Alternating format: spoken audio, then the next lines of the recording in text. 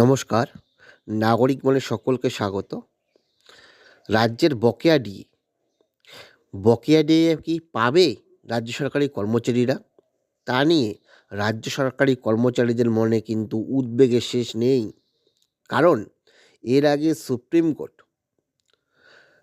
বকেয়া ডিএর 25% প্রদানের জন্য রাজ্য সরকারকে 1 মাস সময় দিয়েছিল। কিন্তু পরবর্তীকালে সেই কেস আবার রিওপেন হয় এবং শুনানি চলে। দীর্ঘ শুনানির পর দীর্ঘ 4 মাস রায় পেন্ডিং ছিল এবং সদ্য 5ই ফেব্রুয়ারি রায় প্রদান করেছে সুপ্রিম কোর্ট। সেখানেও কিন্তু বকেয়া ডিএ প্রদানের কথা বলা হয়েছে এবং জয় হয়েছে সরকারি কর্মচারীদের। কিন্তু তারপরেও কিন্তু উদ্বেগে রয়েছে রাজ্য সরকারি কর্মচারীরা। 2009 থেকে 2019 ডিসেম্বর পর্যন্ত রাজ্য সরকারি কর্মচারীরা এই বকেয়া ডিএ পাবেন।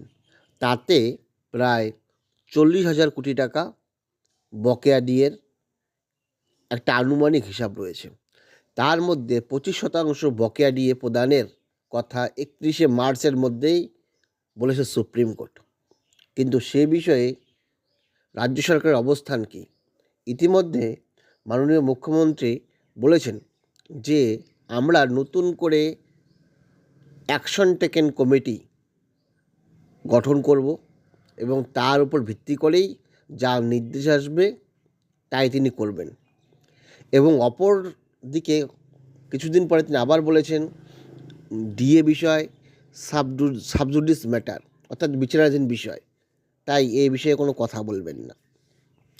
এদিকে ভোটের পূর্বে রাজ্য সরকারি কর্মচারীরা মুখিয়ে রয়েছে যে হয়তো বা সরকার ডিএ প্রদান করবে। সেই প্রেক্ষাপটে সংগ্রামী যৌথ মঞ্চ ডিএ কেস নিয়ে আজ মুখ্য সচিব ও অর্থ সচিবকে আদালত অবমাননার নোটিশ পাঠানো হলো। এই নোটিশ মূলত তৎক্ষণাৎ 25% বকেয়া মহার্ঘ ভাতা মেটানোর যে কথা বলা হয়েছিল তার প্রেক্ষিতে নোটিশ। সুপ্রিম কোর্টের রায় বেরোনোর 8 দিনের বেশি অতিক্রান্ত পরেও বকেয়া ডিএ মেটানোর কোনো ধরনের বৈঠক বা সদিচ্ছা সরকারের পক্ষ থেকে দেখতে না পেয়ে সংগ্রামী যৌথ মঞ্চের পক্ষ থেকে শেষ পর্যন্ত রাজ্যের মুখ্য সচিব ও অর্থ সচিবকে আদালত অবমাননার নোটিশ পাঠানো হলো। এই দেখুন সেই notice. Srijini Chakraborty advocate, care of Sudipta Dasgupta, high court Kolkata. Shri SMT Nandini Chakraborty এবং প্রভাত কুমার মিশ্রা। মূলত 5ই ফেব্রুয়ারি 2026 যে সুপ্রিম কোর্টের অর্ডার সেই প্রেক্ষাপটে সেখানে ডিরেকশন এবং কনক্লুশনগুলো দিয়েছে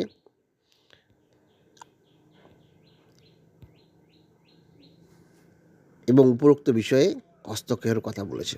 ধন্যবাদ।